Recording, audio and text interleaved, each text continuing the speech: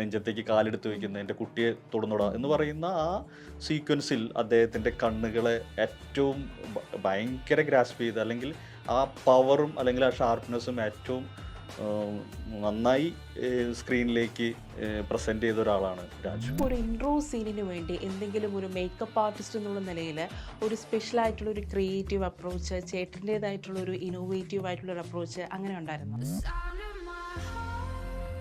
എമ്പുരാനിലേക്ക് എത്തുമ്പോൾ ലൂസിഫറിൻ്റെ റിലീസ് കഴിഞ്ഞ് കൃത്യമായൊരു കാലയളവുണ്ട്. അതുകൊണ്ട് തന്നെ ഏത് ക്യാരക്ടേഴ്സിനോടും ബ്രീഫ് ചെയ്യുമ്പോൾ രാജു പറയുന്നത് റിയൽ ടൈമാണ്. അതായത് 5 വർഷമാണ് ഈ സിനിമയുടെ കഥാപാത്രങ്ങളുടെ വളർച്ച. സ്റ്റീഫൻ്റെ പവർ എന്താണെന്നുള്ളത് നമ്മൾ കണ്ടു കഴിഞ്ഞതാണ്. അപ്പോൾ അദ്ദേഹത്തിൻ്റെ വളർച്ച അബ്രഹാം ഖുറേഷി ആയിട്ടാണ് നമ്മൾ കൺക്ലൂഡ് ചെയ്തിരിക്കുന്നത്. മേക്ക് ഓവറിന് വേണ്ടി നമ്മൾ ഉപയോഗിക്കുന്ന പല മെറ്റീരിയലുകളും ചില സമയങ്ങളിൽ സൂട്ടാവാതെ വരിക, അല്ലെങ്കിൽ നമ്മൾ പ്ലാൻ ചെയ്ത ആക്ടർ എൻറ്റയർലി ഡിഫറെൻ്റ് ആയിട്ട് വരുന്ന സമയമൊക്കെ ഉണ്ടായിട്ടുണ്ടായിരുന്നു.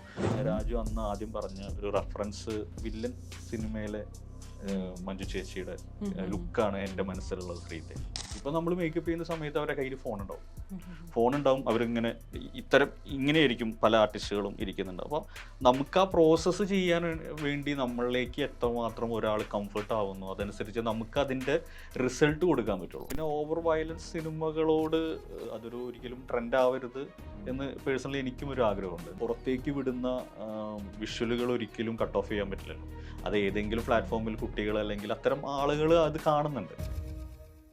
ഹൈ ക്വാളിറ്റി മെറ്റീരിയൽസ് കൊണ്ടാണ് നമ്മുടെ ഓരോ വീടും നിർമ്മിച്ചിരിക്കുന്നത്. അതുകൊണ്ട് തന്നെ 10 വർഷത്തെ വാറന്റിയാണ് നമ്മുടെ ഗ്യാരണ്ടി. ഇതുപോലൊരു വീടല്ലേ സർ ആഗ്രഹിക്കുന്നത്? ഇങ്ങനൊരു വീട് ആരാണ് ആഗ്രഹിക്കാത്തത്? Beyt Homes for Kerala's leading tech enabled home builder.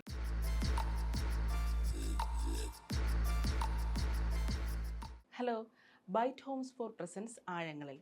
ഇന്ന് നമ്മോടൊപ്പം എമ്പുരാൻ സിനിമയുടെ മേക്കപ്പ് ആർട്ടിസ്റ്റ് ശ്രീജിത്ത് ഗുരുവായൂർ. നമസ്കാരം. ഹലോ ചേട്ടാ.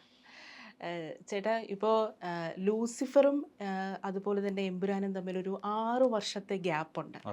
അപ്പോൾ ഇപ്പോൾ എല്ലാ പ്രതിസന്ധികളൊക്കെ തരണം ചെയ്തുകൊണ്ട് പറഞ്ഞ ഡേറ്റിൽ തന്നെ മാർച്ച് 27 തന്നെയാണ് എമ്പുരാൻ ഇപ്പോൾ പ്രേക്ഷകർക്ക് മുന്നിലെത്താൻ പോകുന്നത്. അപ്പോൾ ഈ ഒരു 6 വർഷത്തെ ഗ്യാപ്പിന് ശേഷം ഇറങ്ങുന്ന ചിത്രമായതുകൊണ്ട് തന്നെ അബ്രഹാം ഖുറേഷി എന്ന ലാലേട്ടൻ്റെ ക്യാരക്ടർ, ആ ക്യാരക്ടറിൻ്റെ ഒരു ഫീച്ചേഴ്സ് എല്ലാം ഓൾറെഡി എസ്റ്റാബ്ലിഷ്ഡ് ആയതാണ് ലൂസിഫറിൽ. പക്ഷെ എങ്കിൽ പോലും ഈ 6 വർഷത്തെ ഗ്യാപ്പിന് ശേഷം വരുന്നത് കൊണ്ട് തന്നെ നമ്മൾ പ്രതീക്ഷിക്കാത്ത ഏതെങ്കിലും ഒരു ലുക്ക് ആൻഡ് ഫീൽ ആ ക്യാരക്ടറിനുണ്ടായിരിക്കും? നമ്മളിപ്പോൾ എക്സ്പോസ് ചെയ്തിരിക്കുന്ന ഏരിയകൾക്കപ്പുറത്ത് ഒരു ബ്ലാക്കിൽ വരുന്ന നമ്മൾ ലൂസിഫർ എൻ്റെ സീക്വൻസ് എൻഡ് ചെയ്ത് കൊടുത്തുനിന്ന് ആ ക്യാരക്ടറിനൊരു നമ്മുടെ റിയൽ ടൈം ഉണ്ടല്ലോ. ഇപ്പോൾ ലൂസിഫർ കഴിഞ്ഞ് എമ്പുരാൻ്റെ ഒരു ഡ്യൂറേഷൻ 5 years, അത് തന്നെയാണ് ഈ സിനിമയുടെയും ഡ്യൂറേഷൻ. എല്ലാ ക്യാരക്ടേഴ്സിനും ഇപ്പോൾ അബ്രഹാം ഖുറേഷി മുതൽ എല്ലാ നമ്മളിപ്പോൾ പോസ്റ്റേഴ്സിൽ കണ്ട പോസ്റ്റർ ഫസ്റ്റ് ഇതിൽ കണ്ട എല്ലാ ക്യാരക്ടേഴ്സിനും ആ ഒരു 5 year ആണ് നമ്മൾ ഏജിങ് കൊടുത്തിരിക്കുന്നത്. അദ്ദേഹം ഇതിനകത്ത് വരുന്നത് ബ്ലാക്ക് ആൻഡ് ബ്ലാക്കിൽ വരുന്ന അബ്രഹാം ഖുറേഷി, പിന്നെ നമ്മൾ കണ്ട ടീസറിൽ കണ്ട വൈറ്റ് ആൻഡ് വൈറ്റിൽ വരുന്ന സ്റ്റീഫൻ നെടുമ്പള്ളി, അദ്ദേഹത്തിൻ്റെയൊക്കെ അത്തരം എലമെൻസുകൾ തന്നെയാണ് നമ്മളിപ്പോൾ ഇനി സ്ക്രീനിൽ കാണാൻ പോകുന്നത്. ഇപ്പോൾ സാധാരണഗതിയിൽ ഒരു മാസ് കൊമേഴ്ഷ്യൽ സിനിമയാകുമ്പോൾ അതിൻ്റെ പ്രേക്ഷകർക്ക് ഏറ്റവും ഗൂസ് ബംസ് നൽകുന്നൊരു മൊമെൻ്റാണ് നായകൻ്റെയും പ്രതിനായകൻ്റെയും ഒക്കെ ഒരു ഇൻട്രോ സീൻ എന്ന് പറയുന്നത്. ഇവിടെ അബ്രഹാം ഖുറേഷിയുടെയും പൃഥ്വിരാജിൻ്റെ സെയ്ദ് മസൂദിൻ്റെയൊക്കെ ഒരു ഇൻട്രോ സീൻ ഉണ്ടല്ലോ. പ്രത്യേകിച്ചും അത്തരം സീനുകളിൽ ആ ക്യാരക്ടറിൻ്റെ ഒരു സ്ക്രീൻ പ്രസൻസ് ആണ് നമ്മൾക്കൊക്കെ ഒരു രോമാഞ്ചം നൽകുന്നത്. അപ്പം അത്തരം ഒരു ഇൻട്രോ സീനിന് വേണ്ടി എന്തെങ്കിലും ഒരു മേക്കപ്പ് ആർട്ടിസ്റ്റ് എന്നുള്ള നിലയിൽ ഒരു സ്പെഷ്യലായിട്ടുള്ള ഒരു ക്രിയേറ്റീവ് അപ്രോച്ച്, ചേട്ടൻ്റേതായിട്ടുള്ള ഒരു ഇന്നോവേറ്റീവ് ആയിട്ടുള്ളൊരു അപ്രോച്ച് അങ്ങനെ ഉണ്ടായിരുന്നോ? അതായത് ഇപ്പോൾ ഇൻട്രോ സീൻ എന്ന് പറഞ്ഞിട്ട് ഇപ്പോൾ നമുക്ക് ഓരോ സിനിമയ്ക്കും ആ ക്യാരക്ടർ ഡിമാൻഡ് ചെയ്യുന്ന മേക്ക് ഓവറാണല്ലോ നമ്മൾ ഡിസൈഡ് ചെയ്യുന്നത്. ഇപ്പോൾ ഓൾറെഡി ഞാൻ പറഞ്ഞ പോലെ അബ്രഹാം ഖുറേഷിയുടെ ലുക്ക് നമ്മൾ കണ്ടു കഴിഞ്ഞു, ഓഡിയൻസ് എല്ലാവരും കണ്ടു കഴിഞ്ഞു. അപ്പോൾ ആ വ്യക്തിക്കൊരു 5 year ഒരു ഗ്രാജ്വലി ഒരു വളർച്ചയുണ്ട്. അതുമാത്രം തന്നെയാണ് നമ്മൾ അബ്രഹാം ഖുറേഷിയെ നമ്മൾ സ്ക്രീൻ ഇനി കാണാൻ പോകുന്നത്.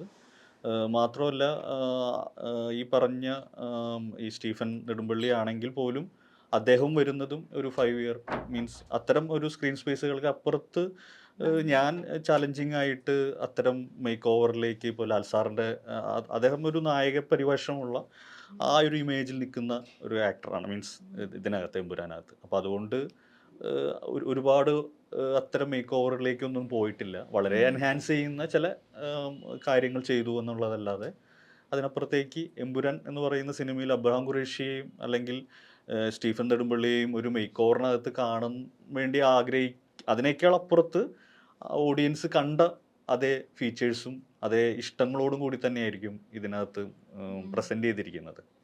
ഇപ്പോൾ സ്റ്റീഫൻ നെടുമ്പള്ളിയുടെ കണ്ണുകളിൽ ഒരു പെയിൻ ഉണ്ടായിരുന്നു, ഒരു റിവഞ്ച് ഉണ്ടായിരുന്നു. പക്ഷേ ഇപ്പോൾ എബ്രഹാം ഖുറേഷിലേക്ക് വരുമ്പോൾ അദ്ദേഹം നമ്മൾ കണ്ടപ്പോഴൊക്കെ കൂളിംഗ് ഗ്ലാസ് വെച്ചിട്ടുണ്ടായിരുന്നു, അല്ലാത്ത മൊമെൻറ്റ്സും നമ്മൾ കണ്ടിട്ടുണ്ടായിരുന്നു ഈ ടീസറിലൊക്കെ. പക്ഷേ എബ്രഹാം ഖുറേഷിയിൽ ആ പെയിനൊന്നും നമുക്ക് കാണാൻ പറ്റിയില്ല. ആ ചെറിയ മൊമെൻറ്റ്സിൽ തന്നെ അതിലൊരു ഗാംഭീര്യവും ഒരു പ്രൗഢിയും ഒരു സൂപ്പർ സ്റ്റാറിൻ്റെ പരിവേഷമൊക്കെ വരുന്നല്ലേ? അതെ അതെ, അത് ഇപ്പോൾ ഇത് പറയേണ്ടത് ഡയറക്ടറാണ്. ഏറ്റവും നന്നായിട്ട് പ്രസൻറ്റ് ചെയ്യുന്ന വ്യക്തി തന്നെയാണ്. അത് അതിൻ്റെ ക്യാപ്റ്റൻ എന്നുള്ള രീതിയിൽ പൃഥ്വിരാജ് തന്നെയാണ് ആ ക്യാരക്ടേഴ്സിൻ്റെ ബ്രീഫ്. അപ്പോൾ അദ്ദേഹം ഒരിക്കലും എമ്പുരാൻ പോലത്തെ ഒരു സിനിമയ്ക്ക് ഫ്രീ ആയിട്ട് ഇത്തരം ഇമോഷൻസ് ഷെയർ ചെയ്യാൻ ആഗ്രഹിക്കാത്ത ഒരാളാണ്.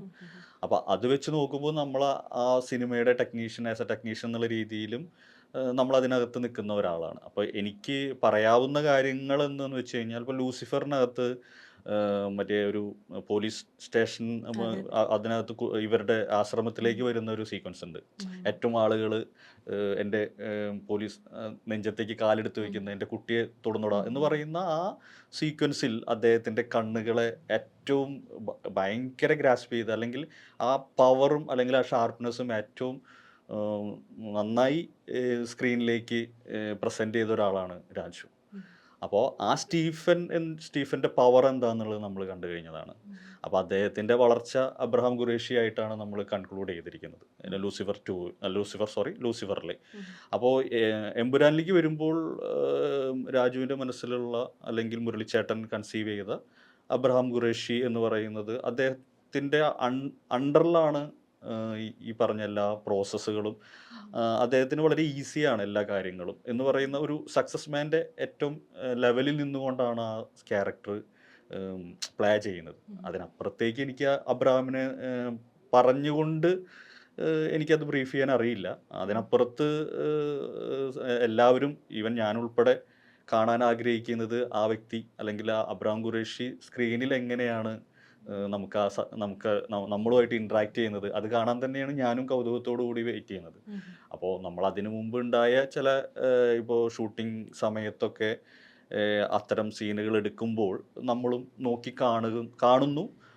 അതിനപ്പുറത്ത് അതിനകത്തുള്ള ചില ഈ പറഞ്ഞ സിനിമയ്ക്കകത്ത് നിൽക്കുന്ന സിനിമ റിലീസാകുന്നത് വരെയുള്ള ഓരോ ക്യാരക്ടേഴ്സിൻ്റെയും സ്പെഷ്യലായിട്ടുള്ള എന്ത് കാര്യവും അത് അതുപോലെ തന്നെ നിൽക്കണം എന്നുള്ളത് കൊണ്ടും, പിന്നെ ഇപ്പോൾ ആസ് എ മേക്കപ്പ് ആർട്ടിസ്റ്റ് എന്നുള്ള രീതിയിൽ ഞാൻ പറഞ്ഞ് ഹൈപ്പാക്കി ആളുകൾ അറിയുന്നതിനേക്കാൾ അപ്പുറത്ത് ഇന്ന് എല്ലാവരും കൗതുകത്തോടു കൂടി ആ സിനിമ കാണുമ്പോൾ അതുപോലെ തന്നെ കാണണം എന്ന് തന്നെയാണ് ഞാനും ആഗ്രഹിക്കുന്നതും ഞാൻ ഇഷ്ടപ്പെടുന്നതും. അത് ഏറ്റവും കൂടുതൽ അത് രാജു അങ്ങനെ തന്നെയാണ് വിചാരിക്കുന്നത്. ഒരു എമ്പുരാൻ സിനിമ പ്രീ റിലീസിന് മുമ്പ് അദ്ദേഹത്തിന് വേണമെങ്കിൽ എന്ത് സ്റ്റേറ്റ്മെൻറ്റ് കൊടുക്കാം. ഇപ്പം ഞാനൊക്കെ പറയുന്നതിനേക്കാളും വാല്യൂ ആയിട്ട്, അല്ലെങ്കിൽ എൻ്റെ വാക്കുകൾക്കേക്കാൾ 100 മടങ്ങ് വാല്യൂ ഉള്ളത് പൃഥ്വിരാജിനെ പോലൊരു ഡയറക്ടറാണ്.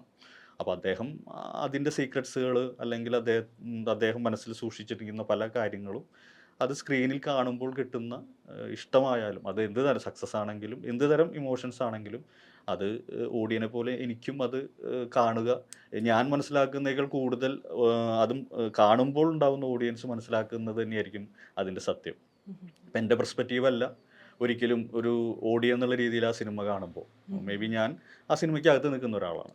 അപ്പോൾ എനിക്ക് നമ്മൾ പ്രസൻറ്റ് ചെയ്ത, അല്ലെങ്കിൽ ആ ഷൂട്ടിംഗ് മൊമെൻറ്റിൽ നമ്മൾ Lal sir Abraham Qureshi play ചെയ്ത സമയത്ത് ഏറ്റവും അടുത്ത് നിന്ന് കണ്ട ആളാണ്. അപ്പോൾ അത് നമ്മൾ സ്ക്രീനിൽ വരുമ്പോൾ ഏതൊക്കെ മൊമെൻറ്റുകളാണ് ഗൂസ് മൂവ്മെൻറ്റ്, അല്ലെങ്കിൽ ഒരു ഇമോഷണലി, അല്ലെങ്കിൽ അദ്ദേഹം അത് എൻഹാൻസ് ചെയ്തിരിക്കുന്നത്, പിന്നെ ഈ കണ്ട മൊമെന്റ്സിനപ്പുറത്ത് ഇതിനകത്തൊക്കെ ഒരു മാജിക്കുകൾ ഉണ്ടല്ലോ, അത് ആ മൊമെന്റിൽ ഉണ്ടാവുന്നുണ്ട്. അതായത് ഒരു ഓഡിയൻസിൽ ഫുൾ ഓഡിയൻസിന്റെ ഇടയിൽ നിന്ന് കാണുമ്പോൾ കിട്ടുന്ന ഒരു ഫീലാണ്.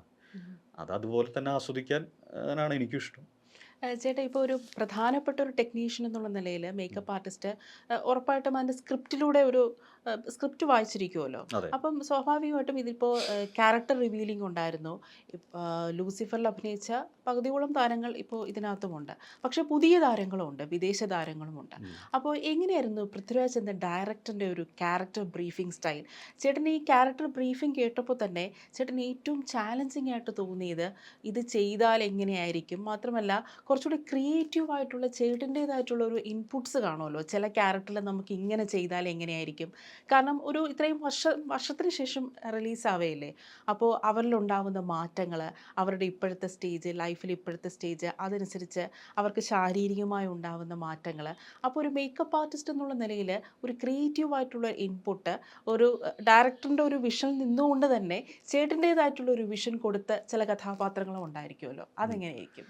നമ്മൾ പ്രീ പ്ലാൻ ചെയ്ത പോലെ രാജുവിൻ്റെ വളരെ ഡീറ്റെയിലിംഗ് ബ്രീഫിംഗ് കഴിഞ്ഞതിന് ശേഷം നമ്മൾ ഇതുമായിട്ട് ഇൻട്രാക്ട് ചെയ്യുന്ന സമയത്ത് നമ്മുടെ മുന്നിലേക്ക് വരുന്ന ഓരോ കഥാപാത്രങ്ങളുണ്ടായിരുന്നു. അപ്പോൾ ആ കഥാപാത്രങ്ങളിൽ ചില കഥാപാത്രങ്ങൾ നമ്മൾ പ്രിഡിക്റ്റ് ചെയ്യാത്ത ചില രീതിയിലാണ് അവരുടെ കറൻ്റ്ലി അവർ വേറെ സിനിമയിൽ നിന്നാവും വരുന്നുണ്ടാവുക.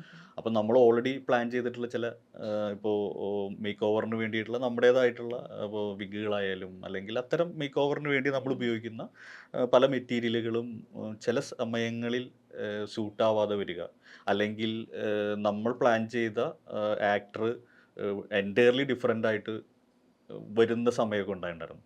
അപ്പോൾ ആ മൊമെൻറ്റിന് നമ്മൾ ഒരിക്കലും നമ്മുടേതായിട്ടുള്ള നമ്മളുടെ കയ്യിലുണ്ടായിരുന്ന അല്ലെങ്കിൽ നമ്മൾ പ്ലാൻ ചെയ്ത മെറ്റീരിയൽ വെച്ച് അവരിലേക്ക് എത്താനുള്ള ചില ലിമിറ്റേഷൻസ് പലപ്പോഴും ഉണ്ടായിട്ടുണ്ട്. അത് ഈവൻ നമ്മുടെ ഇതിനകത്ത് ക്യാരക്ടർ റിവീൽ ചെയ്യുന്നതുകൊണ്ടൊന്നും പ്രശ്നമില്ല. എന്താണെന്ന് വെച്ച് കഴിഞ്ഞാൽ എല്ലാം പ്രീ പോസ്റ്റേഴ്സ് പോസ്റ്റർ റിലീസുകൾ സംഭവിച്ചത് കൊണ്ട് അത്തരം കാര്യങ്ങളൊന്നും നമുക്ക് പറയുന്നതുകൊണ്ട് ബുദ്ധിമുട്ടില്ല. എന്താണെന്ന് വെച്ച് കഴിഞ്ഞാൽ എമ്പുരാൻ പോലത്തെ ഇത്തരം ഓവർ എക്സ്പെക്റ്റേഷനുള്ള അല്ലെങ്കിൽ ഇത്തരം സിനിമകളിൽ നമുക്കുള്ള ഒരു പ്രയോറിറ്റി എന്താണെന്ന് വെച്ച് കഴിഞ്ഞാൽ, ഞാൻ ഏറ്റവും കൂടുതൽ ഇതിൻ്റെ പ്രീ പ്രൊമോഷൻ നടക്കുന്ന സമയത്ത് ഞാൻ ഏറ്റവും കൂടുതൽ എൻജോയ് ചെയ്തിട്ടുള്ള ഒരു പ്രോസസ്സ് എന്ന് പറയുന്നത് ആസ് എ മേക്കപ്പ് ആർട്ടിസ്റ്റ് എന്നുള്ള രീതിയിൽ ഞാൻ ഏറ്റവും കൂടുതൽ എൻജോയ് ചെയ്തത് ഈ ക്യാരക്ടർ പോസ്റ്റേഴ്സ് റിലീസ് സമയത്താണ്.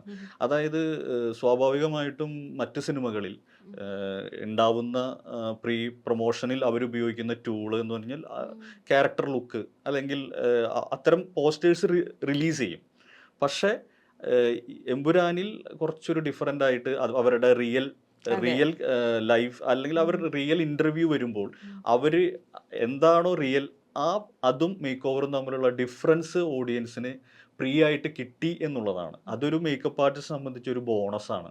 എന്താണെന്ന് വെച്ച് കഴിഞ്ഞാൽ പ്രത്യേകിച്ച് ഇത്തരം സിനിമകളിൽ, ഇപ്പോൾ എക്സ്പെക്റ്റേഷൻ വരുന്ന സിനിമകളിൽ, അല്ലാത്ത സിനിമകളിൽ ഉണ്ട് പക്ഷെ ആരും അത് അറിയാതെ പോകും. ഇപ്പോൾ ഈവൻ ഞാനിവിടെ ഇരിക്കുന്നത് പോലും ഒരു എമ്പുരാൻ്റെ പ്ലാറ്റ്ഫോം ഉള്ളത് കൊണ്ട് മാത്രം തന്നെയാണ്. അപ്പോൾ എന്നെ സംബന്ധിച്ച് ഇപ്പോൾ മേക്കപ്പ് ആർട്ടിസ്റ്റ് എന്നുള്ള രീതിയിൽ എന്നെ സംബന്ധിച്ച് ഇതൊരു മീൻസ് അഡ്വാൻറ്റേജാണ്. ഇത്തരം അല്ലെങ്കിൽ എന്താണെന്ന് വെച്ച് കഴിഞ്ഞാൽ ഇത്തരം പോസ്റ്റേഴ്സുകളോ ഇത്തരം രണ്ട് ഡിഫറൻസുകൾ ആളുകൾ അറിഞ്ഞില്ലെങ്കിൽ സ്ക്രീനിൽ വരുമ്പോൾ അറിയപ്പെടാത്ത ആക്ടേഴ്സ് ഉണ്ട്. ഇപ്പോൾ നമുക്കിപ്പോൾ സുരാജ് ചേട്ടൻ അല്ലെങ്കിൽ രാജു, ഇപ്പോൾ ലാൽ സാറ്, ഇവരൊക്കെ നമ്മൾ എന്ത് മൈന്യൂട്ടായിട്ട് ചെയ്താലും ഓഡിയൻസിന് അത് പെട്ടെന്ന് ക്യാച്ച് ചെയ്തിട്ട് കിട്ടും.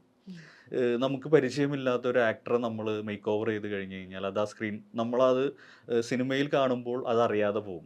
അവരുടെ ഡിഫറൻസ് നമ്മളെടുത്ത എഫേർട്ടുകൾ എന്താണെന്നുള്ളത് അറിയാതെ പോകും. അത് പല സിനിമകളിലും സംഭവിക്കാറുണ്ട്. പക്ഷെ അത് ഈ പറഞ്ഞ പോലെ ചില സിനിമകളിൽ ഇപ്പം എൻ്റെ ഈ എമ്പുരാൻ എന്ന് പറയുന്ന സിനിമയിൽ ഞാൻ എടുത്തിരിക്കുന്ന ചലഞ്ചിങ് അല്ല, മേക്ക് ഓവറുകൾ ഉണ്ടായിട്ടുണ്ട്. ഇപ്പോൾ കിഷോർ എന്ന് പറയുന്ന തമിഴ് ആക്ടറുണ്ട്. അദ്ദേഹത്തിന് വളരെ ഒരു എക്സിക്യൂട്ടീവ് അല്ലെങ്കിൽ അത്തരം ഒരു മേക്ക് ഓവറിലേക്കാണ് നമ്മളതിനെ പുള്ളിയെ ഡിസൈൻ ചെയ്തത്. വളരെ മാൻലിയാണ് കാര്യങ്ങൾ കൈകാര്യം ചെയ്യുന്നത്, വളരെ ഷാർപ്പായിട്ട്.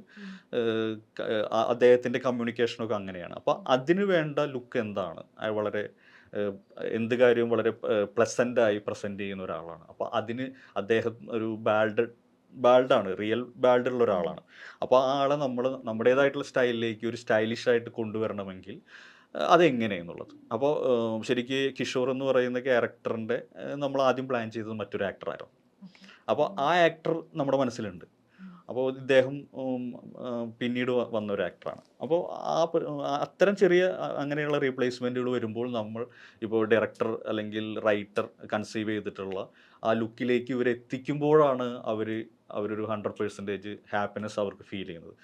അതും അതുപോലെ ഇവരുടെ മനസ്സിലുണ്ടായിരുന്ന മുമ്പുണ്ടായിരുന്ന അതിൻ്റെ ഈ പറഞ്ഞ നമ്മൾ ആദ്യം പ്ലാൻ ചെയ്ത ആൾ പ്ലേ ചെയ്യുന്നതും ഒട്ടും ഇപ്പോൾ റീപ്ലേസ് ചെയ്യുന്ന ആൾ പ്ലേ ചെയ്യുമ്പോഴും തമ്മിൽ ഇവരുടെ ഉള്ളിൽ അതുണ്ടാവും. ഈവൻ മുരളിച്ചേട്ടനായാലും രാജു ആണെങ്കിലും അവരുടെ ഉള്ളിൽ അവർ ക്യാരക്ടർ എഴുതി കഴിഞ്ഞ് ഇന്ന ആൾ ചെയ്യുമ്പോൾ ഏറ്റവും നന്നാകുമെന്ന് മനസ്സിൽ കരുതിക്കൊണ്ട് തന്നെയാണ് അവരിലേക്ക് അപ്രോച്ച് ചെയ്യുന്നത്. അത് ഈ പറഞ്ഞ പോലെ ഏത് സിനിമയ്ക്കും സംഭവിക്കുന്ന പോലെ റീപ്ലേസ്മെൻറ്റുകൾ അത് സിനിമയുടെ സ്വാഭാവികമായ പ്രോസസ്സാണ്. അപ്പോൾ ആ പ്രോസസ്സിനെ സപ്പോർട്ട് ചെയ്യുന്നത് മേക്കപ്പും കോസ്റ്റ്യൂമും ഒക്കെ ഉള്ള ഘടകങ്ങൾ തന്നെയാണ്. അപ്പോൾ അത് ഈ പറഞ്ഞ പോലെ കിഷോറിൻ്റെ കാര്യത്തിൽ അത് ഏറ്റവും നന്നായിട്ട് ചെയ്യാൻ പറ്റിയിട്ടുണ്ട്. പിന്നെ അതുപോലെ ഈ പറഞ്ഞ സയ്യിദിൻ്റെ ഗ്രാൻഡ്മയുടെ ഒരു ക്യാരക്ടർ ഞാനത് പറഞ്ഞിരുന്നു. അതായത് ഒരു 3 മണിക്കൂറിൻ്റെ ഒരു പ്രോസ്തറ്റിക് പ്രോസസ്സാണ് അത്. അതൊരു 20 ഏജിങ് ആയിട്ടുള്ളത്. എത്ര വയസ്സുണ്ടായിരിക്കും? ആക്ച്വലി അവർക്കൊരു 65 എബോവ് ഏജ് ഉണ്ട്. അല്ല, ക്യാരക്ടറിന്റെ ഏജ് സ്ക്രീൻ ഏജ് 85 ആണ്. ഇപ്പം നമ്മൾ ഈ കമലഹാസൻ സാറിനെ കുറിച്ച് പറയാറുണ്ട്. അതായത് മേക്കപ്പിനെ കുറിച്ച് വലിയ ധാരണയുള്ള, അത് ആധികാരികമായി പഠിച്ച അക്കാഡമിക്കലി പഠിച്ചൊരു ഡയറക്ടറും കൂടെയാണ്, ആക്ടറും കൂടെയാണ് കമലഹാസൻ സാർ. അപ്പോൾ ഈ പൃഥ്വിരാജിലേക്ക് വരികയാണെങ്കിൽ ഒരു സംവിധാനം എന്നുള്ള നിലയ്ക്ക് എല്ലാ ഡിപ്പാർട്ട്മെൻറ്റിനെ കുറിച്ചും അദ്ദേഹത്തിന് വ്യക്തമായൊരു ധാരണ വേണം, അറിവ് വേണം. ഈ പൃഥ്വിരാജ് എന്ന ഡയറക്ടറിന് ഈ മേക്കപ്പ് എന്ന ആ ഒരു കലാരൂപത്തെക്കുറിച്ചുള്ള അദ്ദേഹത്തിൻ്റെ നോളേജിനെ കുറിച്ച് എന്താണ് ചേട്ടന് പറയാനുള്ളത്? അത് ചിലപ്പോൾ പറഞ്ഞു കഴിഞ്ഞാൽ ചിലപ്പോൾ നെഗറ്റീവായിരിക്കും. നെഗറ്റീവ്സ് അങ്ങനെയല്ല, അത് ഓരോ ആളുകളും മനസ്സിലാക്കുന്ന രീതിയാണ്. അതായത് അവർ എക്സ്പീരിയൻസ് ചെയ്ത് വന്നിട്ടുള്ള ഈ പറഞ്ഞ ട്രാവലുണ്ട്. ഇപ്പോൾ രാജു തന്നെ പല ഇൻ്റർവ്യൂകളിലും, അല്ലെങ്കിൽ രാജുവിനെ കുറിച്ച് അറിയുന്ന എല്ലാവർക്കും അറിയാം, അദ്ദേഹം ഒരു ആക്ടർ ആയി തുടങ്ങിയെങ്കിലും ഡയറക്ടർ ആവാനുള്ള എല്ലാ അവയർനെസ്സോടും കൂടിയാണ് അദ്ദേഹത്തിൻ്റെ ഓരോ സിനിമകളും ഓരോ പഠനമാണ്. അപ്പോൾ അദ്ദേഹം ഒരിക്കലും അസിസ്റ്റൻ്റായിട്ട് വർക്ക് ചെയ്തിട്ടില്ല എന്ന് പറയുമ്പോൾ പോലും പുള്ളി പറയുന്നുണ്ട്, ഞാൻ എല്ലാ സിനിമകളിലും ഞാനൊരു അസിസ്റ്റൻ്റാണ് എന്ന് പറയുന്ന പോലെ അദ്ദേഹം വന്ന സമയങ്ങളിൽ അദ്ദേഹത്തിന് വേണ്ട കാര്യങ്ങൾ എന്താണ്, ടെക്നിക്കലി ക്യാമറ, ലെൻസിങ്, ഫ്രെയിമുകൾ, എന്തിനെക്കുറിച്ചും ഇപ്പോൾ പറഞ്ഞ നമ്മുടെ മമ്മൂക്കയെ പോലെ തന്നെ അദ്ദേഹം മനസ്സിലാക്കുന്ന അതിൻ്റെ വേറെ ലെവലിലാണ് രാജു മനസ്സിലാക്കുന്നത്. പക്ഷേ മേക്കപ്പിലേക്ക് വരുമ്പോൾ ഇപ്പം നമ്മുടെ പേഴ്സണലി ചില ലിമിറ്റേഷൻസ് ഉണ്ടാവും. ഇപ്പം നമുക്കുണ്ടാവുന്ന ചില ലിമിറ്റേഷൻസ് ഉണ്ട്. അതിൽ നിൽക്കുമ്പോൾ നമുക്കത് കവറപ്പ് ചെയ്യണമെങ്കിൽ മേക്കപ്പിന് ഇത് ഇത്രേ പറ്റുള്ളൂ എന്ന് ചിന്തിക്കുന്ന ചില മേഖലയിലൂടെ അദ്ദേഹം കടന്നു പോയിട്ടുണ്ട്. അല്ലെങ്കിൽ അദ്ദേഹം ആ കാര്യത്തിനെ കുറിച്ച് അത്രയും അങ്ങോട്ട് ഒബ്സർവ് ചെയ്തിട്ടില്ല. സെൽഫാണ് ഞാൻ പറയുന്നത്. മറ്റൊരാളുടെ കാര്യത്തിൽ അദ്ദേഹം ഇതാണ് എന്തെങ്കിലും പ്രസൻറ്റ് ചെയ്യാനായാലും മറ്റൊരാളുടെ കാര്യത്തിൽ ആൾ മീൻസ് പെർഫെക്റ്റ് ആണ്. ഈ ഒരു മൊമെൻറ്റിൽ പുള്ളിയുടേതായിട്ടുള്ള ചില കാര്യങ്ങൾ ഉണ്ടായിട്ടുണ്ട്. അതായത് ഈ പറഞ്ഞ പോലെ ലിമിറ്റേഷൻസും ഉണ്ട്. പിന്നെ ഞാനിത് പറയാൻ കാരണം എന്ന് വെച്ച് കഴിഞ്ഞാൽ മേക്കപ്പ് ഈ പ്രോസസ്സ് ഭയങ്കരമായിട്ട് എൻജോയ് ചെയ്താലേ നമുക്കതിലേക്ക് എത്താൻ ഈസി ആവുള്ളൂ. ഇത് ഏറ്റവും കൂടുതൽ എൻജോയ് ചെയ്യുന്ന ആളുകളിൽ ഒരാളാണ് ഇപ്പോൾ മരിച്ചുപോയ വേണുചേട്ടൻ, നെടുമുടി വേണുചേട്ടൻ, പിന്നെ കുട്ടേട്ടൻ, വിജയരാഘവൻ എന്ന് പറയുന്ന കുട്ടേട്ടൻ. ഇവരൊക്കെ ഒരു ക്യാരക്ടർക്ക് അവർക്കൊക്കെ ഒരു കൊതിയാണ്. അതായത് ഒരു മേക്ക് ഓവറിലൂടെ അവർ പുതിയ ഭാവങ്ങൾ അല്ലെങ്കിൽ പുതിയ എക്സ്പ്രഷൻസ് അത് അവർ എക്സ്പീരിയൻസ് ചെയ്തും അവർ സ്ക്രീനിൽ നിന്ന് ഇൻട്രാക്ട് ചെയ്തും കിട്ടിയിട്ടുള്ള കോൺഫിഡൻസ് ലെവൽ ആ ലെവൽ അവർ കോൺഫിഡൻസ് ഉണ്ട്. അപ്പോൾ രാജുവിനെ സംബന്ധിച്ചുള്ള രാജുവിൻ്റെ കരിയറിൽ അത്തരം സെല്ലുലോയിഡ് പോലത്തെ സിനിമകളുണ്ട്. അപ്പോൾ അത്തരം സിനിമകളിൽ മാത്രം വളരെ കുറഞ്ഞ സിനിമകളിൽ മാത്രമാണ് മേക്ക് ഓവർ എന്ന് പറയുന്നത്. അപ്പോൾ ഞാനിത് ഇപ്പോഴത്തെ ജനറേഷനിൽ ഇപ്പോൾ ഒരു 3 മണിക്കൂർ അല്ലെങ്കിൽ ഒരു 2 മണിക്കൂർ ഒരു മേക്കപ്പ് ആർട്ടിസ്റ്റിൻ്റെ മുന്നിൽ വളരെ റിലാക്സ്ഡ് ആയിട്ട്, പ്രത്യേകിച്ച് ഫോൺ യൂസ് ചെയ്യാതെ ഇരിക്കുക എന്ന് പറയുന്നത് ഭയങ്കര പേഷ്യൻ്റ് ആവേണ്ട ഒരു പ്രോസസ്സാണ്. അത് ഇപ്പോഴത്തെ ജനറേഷനിലുള്ള ആളുകൾക്ക് എത്രമാത്രം ഉണ്ടെന്ന് പറയാൻ പറ്റില്ല. ഇപ്പോൾ എല്ലാവരും ഒരു 10 മിനിറ്റ് കഴിഞ്ഞ് കഴിഞ്ഞാൽ റീഫ്രഷ് ആവുന്നത് ഫോണിലാണ്. അപ്പം നമ്മളുടെ ഏറ്റവും കൂടുതൽ സമയം നമ്മളെ കില്ല് ചെയ്യുന്നത് നമ്മുടെ ഫോണാണ്. നമ്മളൊരു മെസ്സേജിനോ അല്ലെങ്കിൽ ഒരു റിവ്യൂ നോക്കാൻ വേണ്ടി എടുക്കുന്ന ഫോൺ നമ്മളെ കൊണ്ടുപോയി ട്രാവൽ ചെയ്ത് ഒരു 1 hour കഴിയുമ്പോഴാണ് നമ്മൾ ആ പ്രോസസ്സ് നിർത്തുന്നത്. ആ നിർത്തുന്ന സമയത്ത് നമ്മൾ കുറ്റബോധത്തോടെയും പലരും വേണ്ടിയിരുന്നില്ല, അവർ സമയം നോക്കുമ്പോൾ അവർ സമയം മൊത്തം അതിനകത്ത് ഇൻവെസ്റ്റ് ചെയ്ത് കഴിഞ്ഞു. അപ്പോൾ ആ പ്രോസസ്സുകൾ ഇപ്പോഴും അപ്പോൾ അങ്ങനെയുള്ളൊരു മേഖല ഇവിടെ ഉണ്ട്. ഇപ്പോൾ നമ്മൾ മേക്കപ്പ് ചെയ്യുന്ന സമയത്ത് അവരുടെ കയ്യിൽ ഫോൺ ഉണ്ടാവും, അവരിങ്ങനെ ഇങ്ങനെയായിരിക്കും പല ആർട്ടിസ്റ്റുകളും ഇരിക്കുന്നുണ്ട്. അപ്പോൾ നമുക്ക് ആ പ്രോസസ്സ് ചെയ്യാൻ വേണ്ടി നമ്മളിലേക്ക് എത്രമാത്രം ഒരാൾ കംഫർട്ട് ആവുന്നു, അതനുസരിച്ച് നമുക്ക് അതിൻ്റെ റിസൾട്ട് കൊടുക്കാൻ പറ്റുള്ളൂ. അപ്പോൾ അതിൻ്റെ ആ പ്രോസസ്സ് മേക്കപ്പ് ആർട്ടിസ്റ്റ് എൻജോയ് ചെയ്യുന്നതിനേക്കാൾ കൂടുതൽ അവരെൻജോയ് ചെയ്യണം. ഇപ്പോൾ വേണിച്ചേട്ടനും കുട്ടേട്ടനൊക്കെ അവരിത്തരം മേഖലയിലൂടെ ഒത്തിരി ഒരുപാട് മേക്ക് ഓവറുകളിലൂടെ കടന്നു പോയിട്ടുള്ള ആളാണ്. അപ്പോൾ അവർ നമ്മുടെ മുന്നിൽ ഇരിക്കുന്ന സമയത്ത് അവർ നമ്മളിലേക്ക് തരുന്ന ഒരു ഫേസ് ഉണ്ട്, നമ്മളിലേക്ക് തരുന്ന ഒരു ട്രസ്റ്റ് ഉണ്ട്. അവർ പിന്നെ ഒരു 60% ഒക്കെ മേക്ക് ഓവർ കഴിയുമ്പോഴായിരിക്കും അവരൊന്ന് ജസ്റ്റ് ചിലപ്പോൾ കണ്ണ് തുറക്കുന്നത്. അപ്പോൾ പിന്നെ 80 കഴിഞ്ഞാൽ പിന്നെ അവരുടേതായിട്ടുള്ള കോൺട്രിബ്യൂഷൻ, ഇവിടെ ഇതുണ്ടെങ്കിൽ കുറച്ചുകൂടെ നല്ലതാണ്. അപ്പോൾ ആ ഒരു കോൺവെർസേഷനിലാണ് ഈ മേക്ക് ഓവർ എന്ന് പറയുന്ന ഒരു പ്രോസസ്സ് നന്നാവുന്നത്. അപ്പോൾ നമ്മൾ എന്ത് കാര്യത്തിനും ടൈം ഡ്യൂറേഷൻ കുറയും തോറും ആ പ്രോസസ്സ് വളരെ എന്താ പറയുക, ഭയങ്കര വളരെ വളരെ ഇതായിട്ട് പോകും. അപ്പോൾ അങ്ങനെയുള്ള പ്രോസസ്സുകളും ആക്ടേഴ്സ് മെൻ്റലി അതിന് വേണ്ടിയിട്ട് പേഷ്യൻ്റ് ആണെങ്കിൽ മാത്രമേ ആ റിസൾട്ട് കിട്ടുള്ളൂ. അതുകൊണ്ടാണ് അവിടെ ഈ കമലഹാസൻ എന്ന് പറയുന്ന ഇത്രയും വലിയൊരു ആക്ടർ, അദ്ദേഹം ഈ ഓരോ മേക്ക് ഓവറിനും കൊടുക്കുന്ന സമയമുണ്ട്. അദ്ദേഹം അതിനുവേണ്ടി ഇപ്പം നമ്മൾ പറയില്ല, അതിന് വേണ്ടിയിട്ട് ഭയങ്കരമായ സമയം ഇൻവെസ്റ്റ് ചെയ്യുന്നുണ്ട്. ആ ഇൻവെസ്റ്റ്മെൻറ്റും ഇവർ ചെയ്യുന്ന ഓരോ പ്രോസസ്സിൻ്റെയും ഒരു പഠനങ്ങളാണ്. അവർ ഇപ്പോൾ കണ്ണടച്ച് അവരിയ്ക്കുന്നുണ്ടെങ്കിലും അവരുടെ ഫേസിൽ എന്താണ് ചെയ്യുന്നത്, എന്താണ് റോങ്, അല്ലെങ്കിൽ ഈ ഷെയ്ഡ് ഇപ്പോൾ നമുക്കത് അവർക്ക് ജഡ്ജ് ചെയ്യാൻ പറ്റും. ഇപ്പോൾ നമ്മൾ വളരെ ഇപ്പോൾ നമ്മൾ മേക്കപ്പാണ് അല്ലെങ്കിൽ ഹെയർ കട്ട് ചെയ്യാൻ വേണ്ടി ജസ്റ്റ് ഒരു ബാർബർ ഷോപ്പിൽ പോയാൽ പോലും നമ്മൾ അവിടെ ഇരിക്കുന്ന സമയത്ത് നമ്മൾ ആ കത്രികയുടെ ചില കട്ടുകളോ അല്ലെങ്കിൽ നമ്മൾ കണ്ണടച്ചിരിക്കുമ്പോൾ പോലും ആ ഫസ്റ്റ് ബ്രഷ് ചെയ്യുമ്പോൾ തന്നെ നമുക്കറിയാം ഇവൻ എത്രമാത്രം ഇതിനകത്ത് ടാലന്റ് ഉണ്ടെന്ന്. അതനുസരിച്ചിട്ട് നമ്മൾ കംഫർട്ട് ആവും, അല്ലെങ്കിൽ നമ്മൾ അവിടെ മുതൽ ഇറിറ്റേറ്റഡ് ആവും. അത് രണ്ടുപേരും അങ്ങനെ ആവണം എന്ന് തന്നെയാണ് എൻ്റെ ഒരു അഭിപ്രായം. അപ്പം അത് കൂടുതലും ഇപ്പോൾ രാജു ഒക്കെ നമ്മുടെ കൂടെ അല്ലെങ്കിൽ ട്രസ്റ്റ് ചെയ്യുന്ന ആളുകളിൽ അദ്ദേഹം വളരെ ഹാപ്പിയാണ്. പിന്നെ ഈ പറഞ്ഞ പോലെ കുറച്ച് ലിമിറ്റേഷൻസ് ഉണ്ട് അദ്ദേഹത്തിന്, അത് സ്വാഭാവികമായിട്ടുള്ള അദ്ദേഹത്തിൻ്റെതായിട്ടുള്ള ലിമിറ്റേഷൻസ് ആണ്. ഈ പൊതുവെ ഈ സ്റ്റണ്ട് രംഗങ്ങളിലൊക്കെ ഏറ്റവും അത്യാവശ്യമുള്ള ഒരു സംഭവമാണല്ലോ ഈ ബ്ലഡ്, ഈ ബ്ലഡിന്റെ മിക്സിങ്, ഇതെല്ലാം മേക്കപ്പ് ഡിപ്പാർട്ട്മെന്റ് ആണ് ചെയ്യുന്നത്. മാത്രമല്ല പിന്നെ പ്രോസ്തറ്റിക്സ് ഉണ്ട്. അപ്പോൾ ഇതൊക്കെ എമ്പുരാൻ സിനിമയിലേക്ക് വരുമ്പോൾ ഈ നമ്മൾ ഈ പണ്ട് സിനിമകളിൽ കാണുന്ന ബ്ലഡ് എന്നൊക്കെ പറയുന്നത് നമുക്ക് കാണുമ്പോൾ തന്നെ മനസ്സിലാവും വെറും കളറാണെന്നുള്ളത്. പക്ഷെ ഇപ്പം അത്രയും റിയലിസ്റ്റിക് ആയിട്ടാണ് ബ്ലഡിനെയൊക്കെ ചിത്രീകരിച്ചിരിക്കുന്നത്. അപ്പോൾ അതൊക്കെ എങ്ങനെയായിരുന്നു എമ്പുരാനിലേക്ക് വരുമ്പോൾ? കാരണം ഒരു കൊമേഴ്ഷ്യൽ പടങ്ങളാണെങ്കിലും ഇതിലെ കാര്യങ്ങളെല്ലാം നമുക്ക് റിയലിസ്റ്റിക് ആയിട്ട് തോന്നണം, പ്രത്യേകിച്ച് ഈ ബ്ലഡ് അങ്ങനെയുള്ള സംഭവങ്ങളൊക്കെ ഉണ്ടല്ലോ, അതൊക്കെ എങ്ങനെയാണ്? ഇത് എമ്പുരാനിൽ അങ്ങനെ ഒരു ഓവർ വയലൻസ് ഉള്ള സിനിമയല്ല. പിന്നെ ഓവർ വയലൻസ് സിനിമകളോട് അറിയില്ല, അതൊരു ഒരിക്കലും ട്രെൻഡ് ആവരുത് എന്ന് പേഴ്സണലി എനിക്കും ഒരു ആഗ്രഹമുണ്ട്. എന്ന് കഴിഞ്ഞാൽ കണ്ണുകൾക്ക് അല്ലെങ്കിൽ നമ്മുടെ എന്തായാലും നമ്മൾ പുറത്തേക്ക് വിടുന്ന വിഷ്വലുകൾ ഒരിക്കലും കട്ട് ഓഫ് ചെയ്യാൻ പറ്റില്ലല്ലോ. അത് ഏതെങ്കിലും പ്ലാറ്റ്ഫോമിൽ കുട്ടികൾ അല്ലെങ്കിൽ അത്തരം ആളുകൾ അത് കാണുന്നുണ്ട്. അപ്പോൾ എനിക്ക് ഓവർ വയലൻസ് ഉള്ള സിനിമകളോട് അത്തരം സിനിമകൾ ചെയ്യുന്നതിനപ്പുറത്ത് എനിക്കിഷ്ടം, എൻ്റെ ഒരു പേഴ്സണൽ ഇഷ്ടം എന്ന് വെച്ച് കഴിഞ്ഞാൽ വയലൻസ് ഉള്ള അല്ലെങ്കിൽ ഒരു ക്രൂവൽ ആയിട്ട് ഒരു ക്യാരക്ടറിനെ ഫിനിഷ് ചെയ്യണം. അതായത് ഇത് സിനിമയ്ക്കകത്ത് ചിന്തിക്കുന്നത് ഒരിക്കലും വയലൻസിനെ പ്രൊമോട്ട് ചെയ്യാൻ വേണ്ടിയിട്ടല്ല. ആ ക്രിയേറ്റീവായിട്ടുള്ള ആളുകൾ എന്തെങ്കിലും ഒരു ഡിഫറൻ്റ് ആവണം, അല്ലെങ്കിൽ ഒരു അവരുടെ ക്രിയേറ്റിവിറ്റിയിൽ ഇതുവരെ കാണാത്തൊരു സാധനം ചെയ്യണം. അതുകൊണ്ട് ചിന്തിച്ചാണ് ഇവർ പോലും അറിയാതെ ഒരു ഭീകരമായൊരു വയലൻസിൽ എത്തുന്നു എന്നാണ് എൻ്റെ വിശ്വാസം. പക്ഷേ എമ്പുരാൻ എന്ന് പറയുന്ന സിനിമ വളരെ ക്ലീൻ, അല്ലെങ്കിൽ റിവെഞ്ചുകൾ എടുക്കേണ്ട സമയങ്ങളിൽ അത് സിനിമയ്ക്ക് ഡിമാൻഡ് ചെയ്യുന്ന വയലൻസ് ഉള്ള സിനിമയാണ്. പക്ഷേ ഇതിലും കുറച്ച് ഭീകരമെന്നല്ല, അതായത് ഒരു ക്യാരക്ടറിനെ ഇപ്പോൾ നമ്മളൊരു ക്യാരക്ടറിനെ ഫിനിഷ് ചെയ്യണം, അല്ലെങ്കിൽ അത്തരം ഫിനിഷ് ഒക്കെ വരുന്ന സമയത്ത് അതിൻ്റെ വൂണ്ടുകൾ, മുറിവുകൾ, സ്കാറുകൾ, ഇത്തരം സാധനങ്ങൾക്ക് കുറച്ചുകൂടെ ഡീപ്പായിട്ടും ഉണ്ടാവും.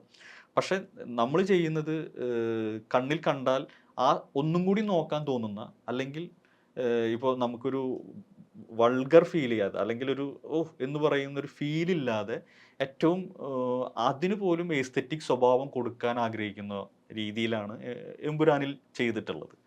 ഒരു വൂണ്ട് കണ്ടാൽ ഒരു അറപ്പോ അല്ലെങ്കിൽ അങ്ങനെയുള്ള രീതികളൊന്നുമില്ല, അത്തരം മൊമെന്റ്സുകളൊന്നും ഇല്ലാതെ അതിനെ ഏറ്റവും എസ്തെറ്റിക് സ്വഭാവം അത്തരം ഒരു കാര്യമാണ് നമ്മൾ ഇതിനകത്ത് വൂണ്ടാണെങ്കിലും ഈ പ്രോസ്തെറ്റിക്കിന്റെ പ്രോസസ്സുകളാണെങ്കിലും ചെയ്തിരിക്കുന്നത്.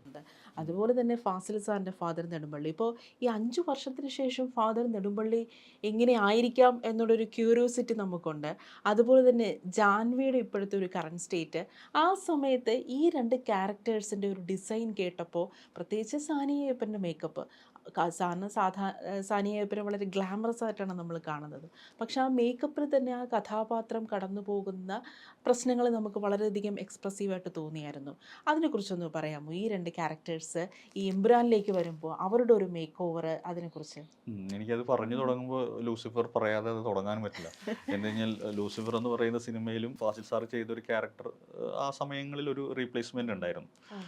അപ്പോൾ ഫാസിൽ സാറാണ് അത് ചെയ്യുന്നത് എന്ന് പറയുമ്പോൾ പോലും നമുക്ക് അതിനൊരു മേക്ക് ഓവർ എത്രമാത്രം എങ്ങനെയാണ് എന്നുള്ളതിനപ്പുറത്ത് രാജു വന്ന് ലൊക്കേഷനിൽ നിന്നാണ് അത് ബ്രീഫ് ചെയ്തത്. നമ്മൾ ആ മേക്ക് ഓവർ കഴിഞ്ഞപ്പോൾ രാജു ഹാപ്പി ആയിരുന്നു. ആ ഒരു പ്രോസസ്സിനകത്ത് അത് ഹാപ്പി ആയിരുന്നു. അതേപോലെ സാനിയയുടെ ക്യാരക്ടറിൽ വരുന്ന സമയത്തും ആ സമയത്ത് ഒരു ഡ്രഗ് ഇമോഷൻസ് ഒക്കെയുള്ള ഭയങ്കര ഡിപ്രസ്ഡ് ആയിട്ടുള്ള, ഫുൾ ടൈം ഈ പറഞ്ഞ പോലെ ഭയങ്കര ഡൗൺ ആയിട്ടുള്ളൊരു, അപ്പം നമ്മൾ ആ ഒരു സട്ടിലായിട്ട് അവരുടെ ഐ എങ്ങനെയായിരിക്കണം, ഐ റെഡിഷ് ആക്കാനും അത്തരം ചെറിയ വളരെ മൈൽഡാണ്. നമ്മളതൊരു ആസ് എ മേക്കപ്പ് ആർട്ടിസ്റ്റ് സംബന്ധിച്ച് ഭയങ്കര ചലഞ്ചിങ് ഒന്നുമല്ല, നമുക്ക് വേണമെങ്കിൽ പറയാമെന്നല്ലാതെ അത് ചലഞ്ചിങ് ഒന്നുമല്ല. പക്ഷെ അങ്ങനെ സട്ടിലാണ് മേക്കപ്പ്. അതോടൊപ്പം തന്നെ ലൂസിഫർ എന്ന് പറയുന്ന സിനിമ യുടെ ക്യാരക്ടർ ബ്രീഫിങ്ങിൽ എന്നോട് ആദ്യം മെൻഷൻ ചെയ്തിട്ടുള്ളത് മഞ്ജു ചേച്ചിയുടെ കാര്യമാണ്. മഞ്ജു വാര്യരുടെ ആ ക്യാരക്ടറിനും കുറച്ചൊരു എലഗൻ ഫീല് വേണം. ഇതുവരെ മഞ്ജു ചേച്ചി പ്രസൻറ്റ് ചെയ്യാത്ത ഒരു കുറച്ചുകൂടെ ബോൾഡാണ്. അപ്പോൾ എന്നോട് പറഞ്ഞത് രാജു അന്ന് ആദ്യം പറഞ്ഞ ഒരു റെഫറൻസ് നമ്മുടെ വില്ലൻ സിനിമയിലെ മഞ്ജു ചേച്ചിയുടെ ലുക്കാണ് എൻ്റെ മനസ്സിലുള്ളത്, ശ്രീത്തേന്ന്. അപ്പോൾ മഞ്ജു ചേച്ചി പറഞ്ഞു അത് ശ്രീത്താണ് ചെയ്തതെന്ന് പറഞ്ഞു. അപ്പോൾ ആ പ്രോസസ്സിൽ ഇപ്പോൾ ഉണ്ണിസാറ് അന്ന് ക്യാരക്ടർ ബ്രീഫ്സ്, ഞാനത് വില്ലനിലേക്ക് പോവുകയാണ്, എന്താ കഴിഞ്ഞാൽ അത് ഇതിൻ്റെ ഒരു ട്രാവൽ ആയതുകൊണ്ട് പറഞ്ഞത്. അപ്പോൾ ആ സമയത്ത് ഉണ്ണിസാറ് ബ്രീഫ് ചെയ്ത സമയത്തും മഞ്ജു ചേച്ചിയുടെ മേക്കപ്പിൻ്റെ, അപ്പം ഞാൻ പറഞ്ഞു അവരൊരു 2 സ്റ്റേജ് ഉണ്ടായിരുന്നു. അപ്പോൾ ആ സമയത്ത് കുറച്ചൊരു എലഗൻ, എന്നാൽ ഇപ്പോൾ ഞാൻ ഉപയോഗിച്ചിരിക്കുന്നത് എന്താ കഴിഞ്ഞാൽ മേക്കപ്പ് ചെയ്തുകൊണ്ട് തന്നെ അതിനെ 0 മേക്കപ്പിലേക്ക് ആണ് അന്ന് ആ പ്രോസസ്സ് ചെയ്തത്. അപ്പോൾ അതുകൊണ്ട് തന്നെ ശരിക്കും മേക്കപ്പ് ചെയ്യുന്നതിനേക്കാളും കുറച്ചും കൂടി നോർമൽ ഒരു ലേഡിയെ മേക്കപ്പ് ചെയ്യുന്നതിനേക്കാളും കുറച്ചുകൂടെ ഡിഫിക്കൽട്ടാണ് മേക്കപ്പ് ചെയ്തുകൊണ്ട് അതൊരു 0 മേക്കപ്പ് ഇല്ലാത്ത രീതിയിൽ. ഒന്നെങ്കിൽ നമുക്ക് 0 മേക്കപ്പ് ഒന്നും ചെയ്യാതിരിക്കാം, റോ ഫേസ് നമുക്ക് പ്രസന്റ് ചെയ്യാം, അല്ലെങ്കിൽ മേക്കപ്പ് ചെയ്യാം. ഇത് മേക്കപ്പ് ചെയ്തുകൊണ്ട് അതിനെ 0 മേക്കപ്പ് കൊണ്ടുവരിക എന്ന് പറയുമ്പോൾ നമ്മൾ അവരുടെ ഫീച്ചേഴ്സിൽ എവിടെയാണ് റെഡ്യൂസ് ചെയ്യേണ്ടത്, അല്ലെങ്കിൽ ഏത് ഫീച്ചേഴ്സാണ് എൻഹാൻസ് ചെയ്യേണ്ടത്, അത് മാത്രം എൻഹാൻസ് ചെയ്തുകൊണ്ട് ബാക്കിയെല്ലാം നമ്മൾ 0. ഇങ്ങനെയൊക്കെയുള്ള ചില അതൊക്കെ നമ്മുടെ മൈന്യൂട്ട്, ഇപ്പോൾ നമ്മുടെ ഓരോ മേക്കപ്പ് ആർട്ടിസ്റ്റിൻ്റെ ഓരോ ഒബ്സർവേഷനാണ്. അത് നമ്മൾ ആ ആക്ടറെ നമ്മൾ അതിനു മുമ്പ് നമ്മൾ പഠിക്കണം, അല്ലെങ്കിൽ ജസ്റ്റ് അവരുടെ ഫീച്ചേഴ്സ് ഇങ്ങനെയൊക്കെയാണ്. എല്ലാം ഒരു പ്രീ പ്ലാൻ ചെയ്ത് കഴിഞ്ഞാൽ അത് ഈസിയാണ്. ഇതൊന്നും വലിയ സ്കില്ലുകളൊന്നുമല്ല. അപ്പോൾ ആ പ്രോസസ്സ് കഴിഞ്ഞുകൊണ്ടാണ്, അതുകൊണ്ട് ഈ ലൂസിഫർ എന്ന് പറയുന്നത് കഴിഞ്ഞു. പിന്നെ ലൂസിഫർ കഴിഞ്ഞ് ഇപ്പോൾ ചോദ്യത്തിലേക്ക് വന്ന ജാൻവി ആയാലും ഫാസിൽ സാറിൻ്റെ ക്യാരക്ടറാണെങ്കിലും അവരൊരു ആഫ്റ്റർ 5 years കഴിഞ്ഞിട്ടാണ് ഇതിന് പ്രസൻറ്റ് ചെയ്യുന്നത്. അപ്പോൾ ആ സമയത്ത് ഓൾറെഡി റിയൽ ടൈമും നമ്മൾ ഷൂട്ട് കഴിഞ്ഞ് എമ്പുരാനിലേക്ക് എത്തുമ്പോൾ ലൂസിഫറിൻ്റെ റിലീസ് കഴിഞ്ഞ് കൃത്യമായൊരു കാലയളവുണ്ട്. അതുകൊണ്ട് തന്നെ ഏത് ക്യാരക്ടേഴ്സിനോടും ബ്രീഫ് ചെയ്യുമ്പോൾ രാജു പറയുന്നത് റിയൽ ടൈമാണ്. അതായത് 5 വർഷമാണ് ഈ സിനിമയുടെ കഥാപാത്രങ്ങളുടെ വളർച്ച, അല്ലെങ്കിൽ അവരുടെ മാറ്റങ്ങൾ 5 വർഷമാണ്. ഇപ്പം ജാൻവിക്ക് അതിൻ്റേതായിട്ടുള്ള മാറ്റങ്ങളുണ്ട് എമ്പുരാനിൽ. അവൾ കുറച്ചും കൂടി ജീവിതത്തിനെ എക്സ്പീരിയൻസ് ചെയ്തിട്ടുള്ള, ജാൻവിയുടേതായിട്ടുള്ള കാഴ്ചപ്പാടുകൾ മാറി, അവളുടേതായിട്ടുള്ള ജീവിത കാഴ്ചപ്പാടുകളും തീരുമാനങ്ങൾക്കും ഒരു ബോൾഡായിട്ടുള്ള ഒരു കുറച്ചും കൂടി ജീവിതത്തിൻ്റെ കുറച്ചും കൂടി എൻഹാൻസ് ചെയ്ത് കാണുന്ന ഒരു ക്യാരക്ടറാണ്. അപ്പം അതിന് ആ രീതിയിലാണ് നമ്മൾ ലൂസിഫറിൽ നിന്നും ഡിഫറെൻ്റ് ആണ് ജാൻവി എന്നൊരു ക്യാരക്ടർ.